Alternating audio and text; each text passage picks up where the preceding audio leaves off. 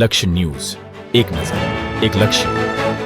આગીચાણા ગામે મનરેગા યોજનામાં કરોડોના ભ્રષ્ટાચારના આક્ષેપો સામે આવ્યા છે.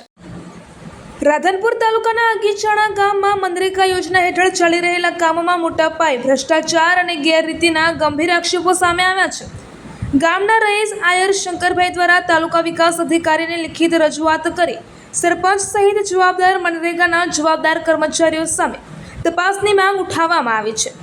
અરજીમાં આક્ષેપ કરાયો છે કે મનરેગાના કામોમાં એસ્ટિમેટ અને ટેન્ડર મુજબ કામગીરી થતી નથી, હલકી ગુણવત્તાનું મટીરિયલ વપરાય છે, તેમજ અગાઉ પૂર્ણ થયેલા કામો ફરી બતાવી સરકારના નાણાંનો દુરુપયોગ કરવામાં આવી રહ્યો છે.